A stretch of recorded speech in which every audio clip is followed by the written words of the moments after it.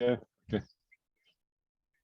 Hello, my pleasure seekers, and welcome to today's episode where I have the wonderful Leonard on the show. And I'm super, super, super excited to have him on today because I know many of you have mentioned you want to hear more around things like ejaculation of choice and the big old debate that we often have around porn and the addiction to porn.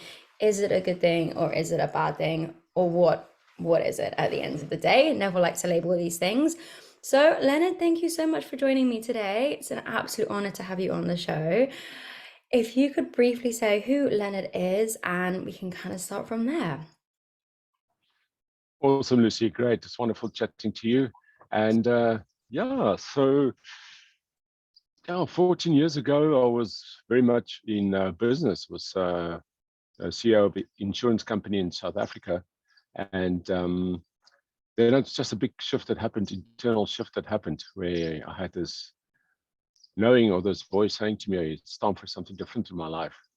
Um, and it didn't make a lot of sense. So I tried to drown it out for 4 years with a lot of sex and jacuzzis. And after 4 years, I just realized that it would, I surrendered. I surrendered to this inner calling to do something different, even though it didn't make sense. So so 10 years ago, I resigned, sold and gave for almost all my possessions, and went on a journey around the world of 35 countries, 5 continents for 5 years. A lot of learnings, initiations, workshops across so many areas, from sacred sexuality to tantra to sacred geometry to, from India to South America. And then in 2018, returned back to South Africa and wrote a book called Jump, an Epic Soul and Sex Adventure. And out of that, it just followed that people started asking me to share my learnings. And that has now developed into what I'm doing now. Really just sharing my learnings with people out there. I don't really believe in the word teaching as such. It's more a sharing of what I've learned. And I found this big resonance, a lot of people with that.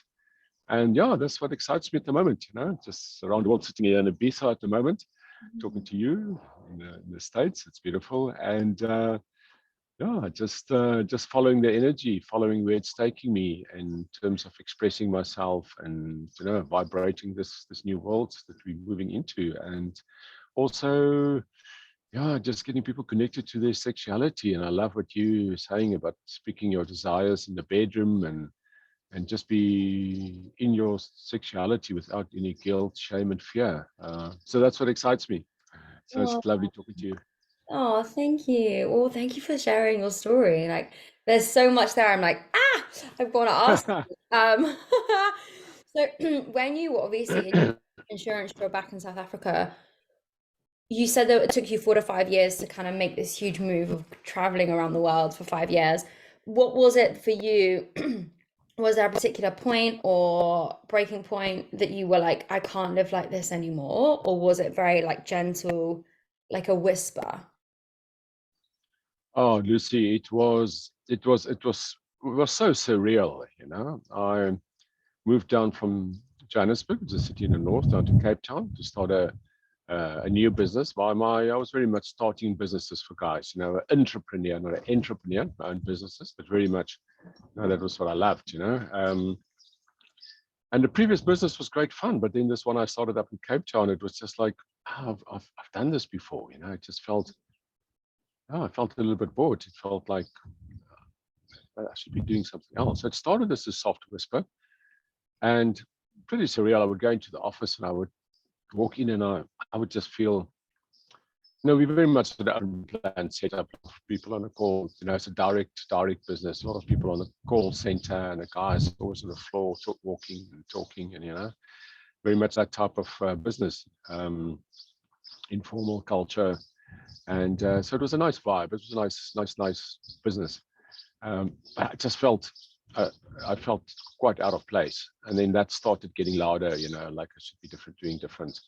And I thought by drowning it out, I would get rid of it, distract myself. But the voice just became louder and louder. So, yeah, so eventually it was so loud that I actually had no choice. It was just really a surrender into it. And yeah, jumping into the unknown, which was pretty scary on one hand, but on the other hand, I also didn't have or felt I had much of a choice. I just felt, I was still in my 40s, late 40s then, and achieved everything what people in, like, would see as successful. However, I felt like, wow, man, there's something more I want to do. Not taking what I did before. I really enjoyed the business days. It was great. But no, it was just the voice, a strong voice, and in the end, quite a very, very strong voice, uh, urging me to, to try something different, going to jump into the unknown. And how brave is that, right? Like that is such a brave thing to do. Um, how did you find the people around you reacted when you kind of made this move? Yeah, super surprised. I think a lot of people, it didn't make any sense to, even my close friends and, and my ex-wife, got a very supportive ex-wife, we were very good friends, good relationship. My children very supportive. They were teenagers then. Um, and but yeah, so I actually luckily had a good big support of people around me that, even though I didn't understand at all what I was doing, they kind of were there, like, okay, you do what you want to do, supportive. And then obviously the people that thought I was just totally bonkers, totally crazy. What am I doing? So quite a mix. Oh my goodness. And then when you made your first move, where did you go to first? Oh, Lucy, that's such an interesting story. I was planning. I was planning to go to New York. Can you believe it? That Oh, was January of 2014. mm, Because in my mind, I thought I was just bored of this specific business, and I must just now find another business to do. And somehow New York came up. You're from South Africa, the south of the world. You look at the States, and you look at New York, and obviously we also had some international stuff happening with our businesses. And I just thought, no, I'm going to go there, and I'm going to maybe take a year off and just look at businesses, maybe go study something in the universities, and do something like that. And then I looked at the temperature chart, and I don't know, it was like minus fucking 3 or 4. I don't know what it was, but it was pretty cold in New York. So I went, no, okay, I'll go to South America first, to Peru, Colombia, uh, to Peru, Lima, Peru, and then by April, May, I would end up in New York. But needless to say, I never ended up in New York, and I ended up I flew one way ticket to Peru in Lima, and that started the journey up South America towards Central America. And then this journey totally changed, and it was not at all about a new business anymore. It was just this total spiritual awakening, if you want to call it that way, and just a journey of learning and expansion. And it became so much more than what I thought it was going to be. So yeah, so I spent a year in South America and Central America the first year. and how did you readjust from going to an entrepreneur to this way of life? Because this is the absolute most kind of extreme opposite in a way, I guess. Exactly. I would arrive there in South America, and I made a decision not to stay in like expensive hotels with old people. I stayed in hostels and in accommodation houses in the cities. I stayed, Mhm. with kind of the travelers, not the upmarket holiday or business people. And so yeah, I would arrive to these places, and I would be just. It sounds strange in a way, but no, from an ego point of view, I would just be just one of the guys there, which was humbling in one way, but also really awesome in another way. You run a business, and you're known in a town. It's like, you kind of, people know you, get preferential treatment, but now you arrive in a hostel and you end up in the queue. You're just one of the guys in the queue. To book in. So that was super interesting and super beautiful. Plus, I made a decision to go to a continent in a country where they don't speak English. Now, in South Africa, my two languages are English and Afrikaans, which Afrikaans close to Dutch. But no, the language, that's the two, obviously we've got other internal other languages, of course, Zulu and, America, Peru, Colombia, those places, there ain't much English there, So I arrived in a new place, not speaking the lingo, and like totally out of the comfort zone, which was super awesome, because that allowed me to really drop deep within. And I very quickly, started learning Spanish, which was also a beautiful experience. So yeah, it was pretty exciting. Oh my gosh. And did you then at that point know that you were going to explore your sexuality or sexual energy, or did that kind of unfold as you were traveling? Lucy, not at all. It's amazing. I basically, the first period of my travels over there, I was celibate. It was almost a 2-year period celibacy of uh, not a full 8 months, and then uh, another 8 months. But for a 2-year period, I was mainly celibate, and that's coming after the crazy Clifton, Cape Town days. In the first 3 chapters of my book, I'm very explicit about the crazy days we had there and the sexuality part. And then when I arrived in South America, there was once again just this voice saying to me, "Yeah, not to maybe take a break a bit from the sexuality part." And it wasn't a mind thing. It was just I think my body, my soul just said, "Okay, well, just be with yourself for a moment." So I dropped really deep in, and I started going to, that developed in going into that would then took me into sexuality courses. First of all, I got quite sick in Ecuador with parasites, and lost a lot of weight, like 10 kilogram of muscle, and I couldn't fix it with antibiotics, any of that. And then that led me to shamanic medicine, energy work, emotional work, sexuality, and then I ended up going to some. Then a journey just unfolded of doing some work in sacred sexuality and energy, and so it just naturally developed into that. And then that just rolled and expanded a lot more. So yeah, it wasn't the plan at all. It was just a mystery unfolding. I'm literally laughing inside right now because I had parasites last year in Bali. Literally the same, what you just described. I'm like, okay, he's describing my journey as well. So that's actually really funny. Yeah, it's pretty hectic, huh? Yeah, Parasite. it's I don't think people underestimate the extreme that a parasite can be and can have on someone. And Yeah. when I did plant-based, when I did ayahuasca, I didn't want to be sick. I didn't want to. I had a fear of from like eating disorders. I trained myself not to be sick because like getting well wasn't through purging.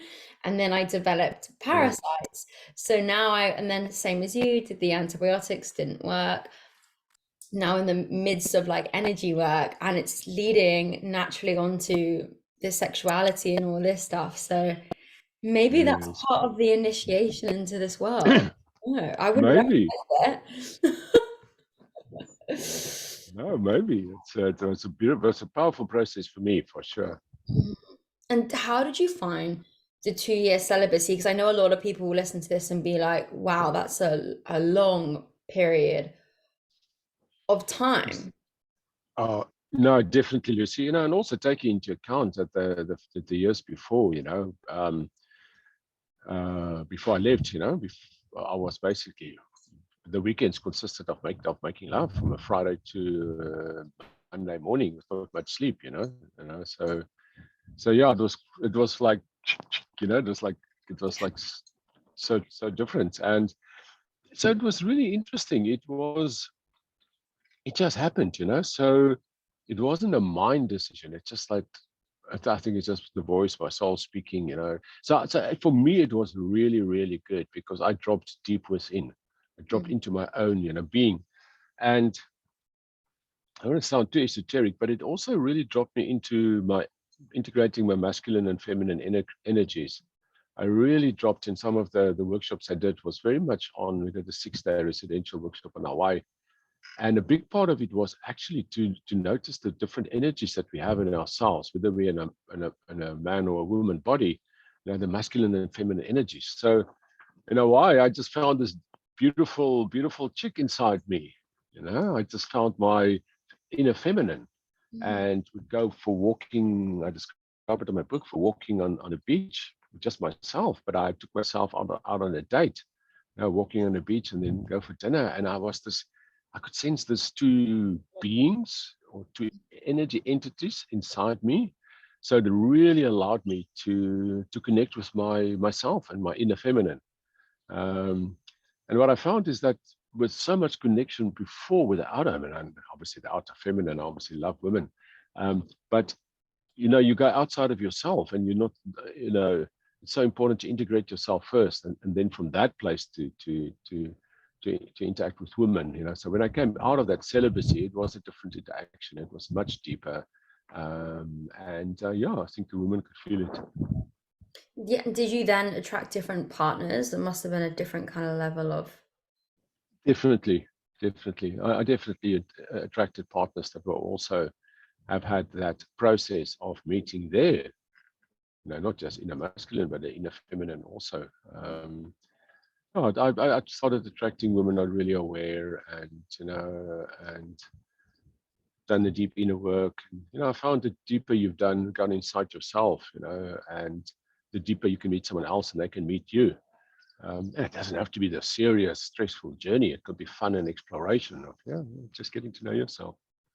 There's so much play in this whole journey as well. Like it's not all really serious. Like I think that's Sure. important to highlight as well. And then when you met your inner feminine, like how did you feel about that? Because I know a lot of people can be quite fearful of that part of them, particularly from a male perspective.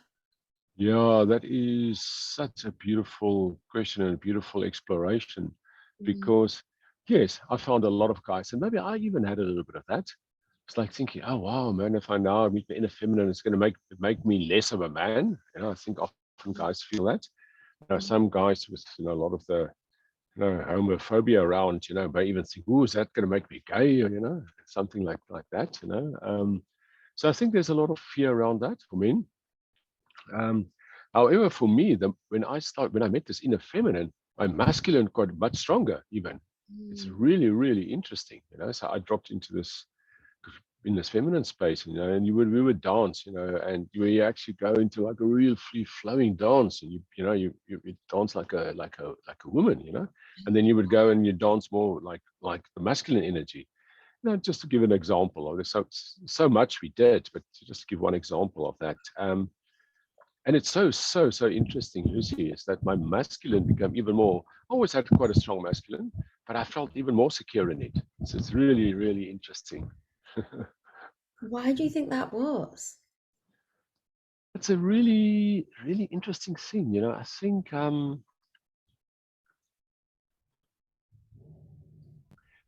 I think you just feel more secure inside because you're not now hiding parts of yourself, Mhm. you know, and you are connecting with that, which gives permission for all the aspects of yourself to come out, and to be out there. Um, so,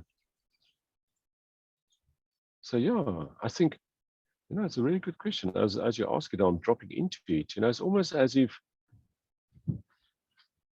my feminine then became more to the surface, more from the subconscious to the conscious. And then my masculine went, wow, yes, this woman, I must hold space, and I must be strong for her. Right. Does that make sense? Yeah, yeah, of course. Yeah. So then this masculine came, wow, man, just this beautiful woman. It's not just me on my own, and this, but the feminine and surrender, and then the masculine, maybe in holding the container, so that that made my So I think that played big part in that. Yeah. And did you find then Tantra help facilitate that? Because the Tantra practices that I've been learning is around obviously the masculine and feminine energies within us and how we can channel them into areas of our lives. Yeah, definitely. It plays such a massive role, tantra, sacred sexuality, conscious sexuality, and all those broader parts, because it really does drop into that. There's so many practices that are beautiful practices, but it's all, from the heart up, that doesn't really go into the root chakra and the sacral chakras. And what I love about tantra and sacred sexuality is that everything is welcome, it integrates all your energies and all your energy centers. Um, so yes, yeah, that's a big piece of tantra, is definitely understanding, your masculine and feminine parts of yourself, and the better you understand it, then you can dance with it, because in Yeah. some situations, you want to be in your masculine and you want to go from here to there and penetrate the world, and you have to. In some situations, it's good to be in surrender and to see what's coming your way. It's brilliant for business also. When I did these courses, I went back and I thought and remembered what I did in the business days. And I went, oh, wow, okay, I actually had been using these energies before in different situations. And I actually in business even used a lot of my feminine energies with the people, walking on the call center, talking to them, building a culture of inclusivity and friendliness in formality. But then also the penetrative part of getting results. So yeah, so it's so beautiful. This, it's not just this is to the bedroom, and that's what I love what you're saying. This is not just to the bedroom or just to tantra. When you do that, it expands to all areas of your life. Interaction with people, business, everything. And what was the biggest kind of difference you found in the real world, shall we say, one when you kind of came out of this? And I know it's a forever journey, but what was the kind of so far moment where you're like you combining both sides of the world? I think integrating everything is the right word. There you go. Yeah, that is an ongoing journey. It's Yes. actually amazing. Really dropping a bit deeper into that. I was at a festival in Switzerland, the first Tantra festival there. I presented there, and I'm going next week to Poland, Milk and Honey Festival there, 6 to 9 July, also presenting. And one of the things that's a new thing that I'm presenting is, I've always done a ejaculation choice semen retention, but now something new that I've started doing, and I really feel it's very powerful, is money, sex, business. Oh, I love Uh, this. yeah, and as just dropped in as you were talking about these two worlds and this interaction and stuff, and it's it's almost like a bridge between that and understanding how our sexual energies, play a role in our lives, everything. Um, so for me, it's really how can you be in a spirituality, sexuality space, and then in this world of material manifesting, but it's actually one world, and how to integrate and bridge this and live this. I think this is a big piece for us as humanity or as the planet going forward. I mean, I can see that so much more and more and more accelerating this concept. Oh my gosh, I love. So, what would you say, without obviously spoiling the show, the meeting, the talk, sorry, you're doing next week, are kind of the core basics you see between um sex and money, as it were? Yeah, so just from an energy center point of view, those are the bottom chakras, so your rootness into the earth, through your energy center, your sacral energy, or your root chakra there between your anus and your genitals. Now that's almost your root into the earth, which is also the manifesting in the material world. That's the money part, and then the sacral chakra, the sexuality part. So all of it from an energy center point of view is so related. It's so intertwined, these things. So if you in a solid space there and energy flowing in those areas, there's no surprise that um, when Napoleon Hill wrote this book, Think, You can grow Think rich. and Grow Rich, which Mhm. is one of the best, if not the best, business business books published in 1939. And one of the factors that he had there at the 13, what they had, and one of the 13 was sexual energy transmutation. And that is that they were able to use their sexual energy and transmute it to other areas in their life, their business or whatever. So there's such a big correlation. And what is exciting for me at the moment, and I bring it out to some of the workshops, is that obviously bring awareness to people of that concept, that what I just mentioned, but then also to understand and to bring awareness to the fact that you can connect that sexual energy with your heart, and then from that place manifest in the world. So a lot of manifesting in the world with businesses You need the mind and the brain, obviously, to do that, but there's often historically not been a lot of heart in it. And that's where we find these businesses that destroy the planet and destroy people's lives, So the beauty for me is, what the excitement for me to bring to the world is to this understanding of people that, wow, man, if you connect your heart with this manifesting sexual creative energy and you build a business from there, it's not just that it would be really good for the planet and for people, it will also be much more successful, because that is the vibration and the consciousness we're moving into. We're moving into this heart space. And if a business isn't built from that, just from a business perspective, even if you don't want to do it just because you're a good guy, then do it because you're a good businessman. Because if it's not built from that heart space, it will totally fall apart. It will disintegrate in the years to come. And we can already see some of these old businesses falling apart, because the vibration, the consciousness of the planet is lifting. Everyone, it's lifting, and these things are disintegrating. So yeah, that's I think that's so vital to have that understanding, and then to build businesses and entities from that place. And I think it's so important that you highlighted that. I think, how are you finding people are reacting to you talking about it? Because I know there is some resistance out there, like you said, particularly with businesses that it's becoming apparent they're not going to last in the long run. That is quite a big part of the corporate world, I would say. How do you find people react to those kind of conversations that you have? I'd love to see this. I'm blown away, So Yeah, maybe the audience, obviously, the Tantra Festival, the audience is already in that space of awakening and learning, So that's also, that for true. them, it's just like, wow, man, it speaks their language, it hits their heart, it's a resonance, So that is quite easy to get across. But what I then find is also as you call it, the mainstream or real world, I don't know what a good word to use for it. I find it surprisingly that a lot of people do resonate. People do get it. I think, apart from the old stayed businesses that's there and probably not going to change before they're probably going to disintegrate before changing. But a lot of the newer businesses and even businesses that are forward thinking and business guys, I must say, not as tough as I thought, Lucy. A lot of guys can resonate. I really find that people really get it. Obviously, not everyone, but I think there's a big shift happening. Hmm. I think it's so refreshing to hear that as well. So I'm excited to hear how next week goes. So you mentioned obviously ejaculation of choice. For anyone listening, what does that kind of mean without obviously saying the obvious? It says it on the tin, but like, what does that mean? What does it mean to you?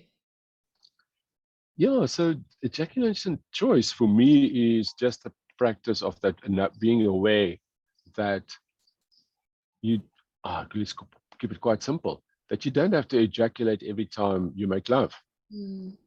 And you don't have to ejaculate every time you self-pleasure or masturbate, and that you can really drop into the pleasure of your body and enjoying the journey and not just this destination. To me, it's a beautiful practice that allows me to make love for much longer, and it allows my partner then to really drop into her pleasure and her orgasmic abilities. Um, yeah, for a man, you're kind of ready in like between 30 and 60 or 90 seconds, and you have an erection. Your body is pretty, generally speaking, quite ready. Well, for a woman, it takes, 10, 15, 20 minutes to really, obviously this is very generalizations, Lucy, but just generally speaking, it takes longer to warm up. So if you make love to, your partner for, 2 minutes or 5 minutes or 10 minutes, I think the average that these guys do, that they survey is like, after penetration, it's 5 minutes, Really? So obviously, yeah, it's great. Now, I always look at stats and I'm like, always a little bit, of course, the average is just the average, but then there's this whole frequency distribution along it, from Mm. 1 minute, and there are loads of people that 20 minutes, but maybe there's such a big portion that only make 2 or 5 minutes that it brings the average down, just to understand it. So it's just the average, consistent whenever they research these things. So, and in my experience, a woman, you're not gonna, she's, generally speaking, the woman body need a bit more time to really get into the flow. And then once she's in the flow, then she gets into this orgasmic state, where she can just have loads of orgasms and a lot of pleasure running in her body. And that can be lovemaking of 20 minutes or an hour or 2 hours. And then as view as a man can stay in that space and not ejaculate and pause a bit and then continue. The big thing with ejaculation for men is once you ejaculate, there's what they call a refractory period, the period for getting hard again, which means like whether it's an hour or half an hour or a day, it means you can't immediately carry on making love, and your partner may be still in that space. There's so much to it. There's also the fact is that you have so much more energy. You find and I'm very much forward. Very important to make this point. Some people on the internet talk about no FAP and no ejaculation at all. So this is not about it. I'm very positive, positive. So definitely to make love a lot and also to ejaculate, but maybe once a week, once in 2 weeks instead of 5 times a day, because you will just exhaust yourself. So, but this is a topic I can talk about 10 hours on this. I love it. I love this topic. I mean, do you think then, like obviously naturally a lot of us have been programmed from sex education through porn, and I know it's quite an overspoken about conversation, but what is your view then on porn? Oh, porn really makes the whole ejaculation thing even more of an addiction, because I believe that if you ejaculate to such an extent, the ejaculation is an addiction. If you watch porn to such an extent, then porn is an addiction. And porn is all about what they call the money shot, the ejaculation shot. And I've seen the other day there were even like check something out, and it was like even a little clock that tick tick tick and see how fast can you ejaculate. So I mean, which is insane. So now you're with yourself and your self pleasure, and you ejaculate in like 30 seconds or 2 minutes. Now the next day you're with a woman, why wouldn't you also ejaculate in 30 seconds? Because you've trained your body like that. It's like training for going to the Olympics and training to be a sprinter, and you arrive there and they say, okay, well, you're sprinting today, you're running 5,000 meters, 5 kilometers. Your body is just not trained. So I think porn plays a really big part in the ejaculation addiction, and obviously so many other problems associated with it. I'm in a point in my life, I don't say everything is either just good or bad. I think there is space for some porn, in the space. I think it's not all, but I think, sure, majority of it, and especially if guys and women are addicted to it, it really has such a bad effect on not just your ejaculation, but also your connection with your partner. Because porn takes you out of your body into your mind. And now you're with your partner and you're not in your body. You don't feel your body or her body. You're in a mind movie now. Making love to your partner, and you have this movie of this porn star in your head or something happening, so it's not really good for the intimate connection between you. No, and I think like for me, I can tell when I'm with someone that does watch a lot of porn, because you can feel it energetically as well. And it's that almost, I feel, performative as well. It's like it's not genuine, it's not in the moment, there's not much vulnerability. It's like a show horse, right? In a race. Exactly. Literally, or you're a monkey at the circus, without sounding patronizing, but that's kind of how it feels. And you mentioned, how do you think porn addiction comes up in different people areas of their lives? What does that look like, do you think, apart from performative?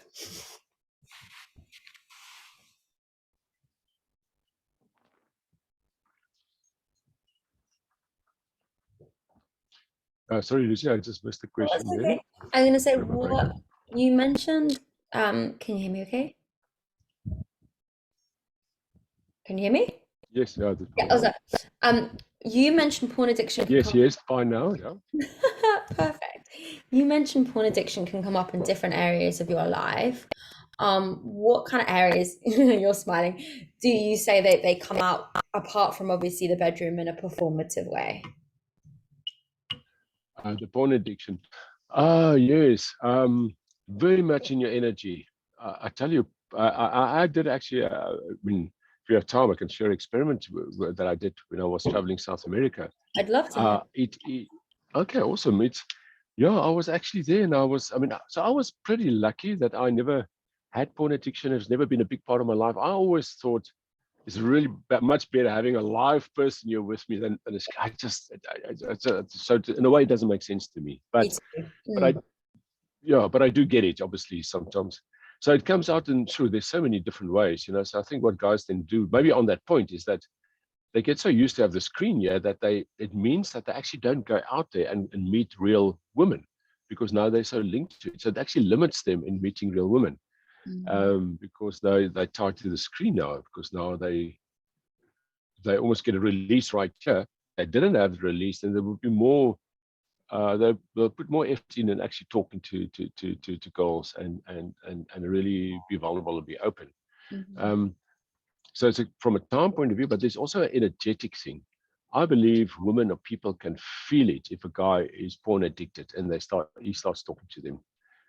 You can feel it in his energy. And Yeah. I did this experiment in South America where I was staying in a beautiful village, San Marcos and Lago Atitlan, Lake Atitlan in Guatemala.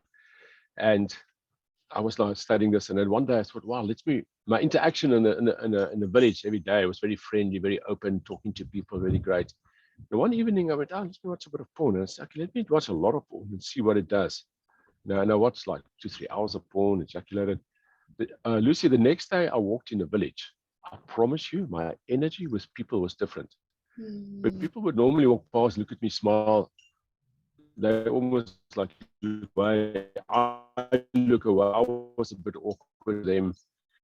It makes it energetic, and I know it sounds maybe for some guys too esoteric, but because now you watch porn and there's a bit of shame and guilt around it, you take that into the next day.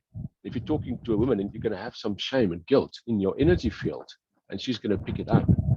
Um, so I believe it makes a massive difference in your ability to attract really beautiful outside and inside women in your life.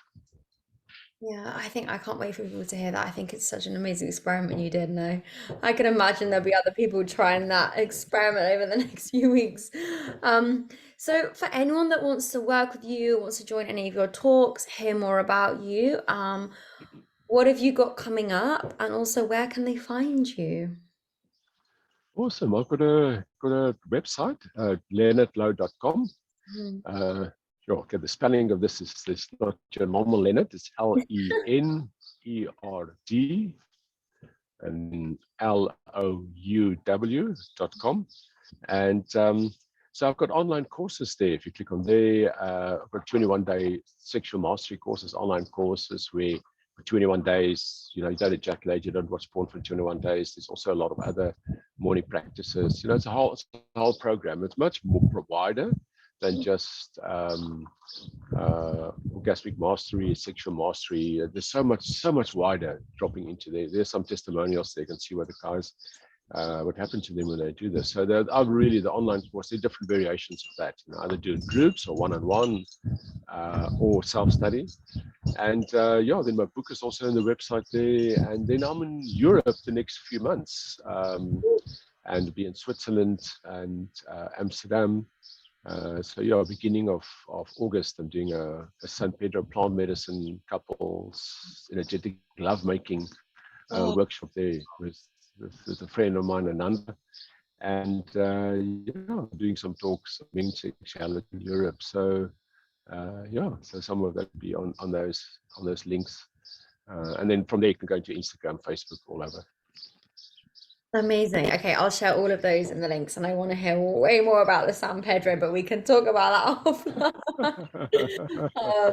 That sounds so delicious. Well, thank you so much for joining me today. It's been an absolute honor and pleasure to have you, and keep doing the beautiful work that you're doing and keep inspiring others to follow their hearts and build a life full of pleasure that they deserve. So thank you so much. I really appreciate you being here today.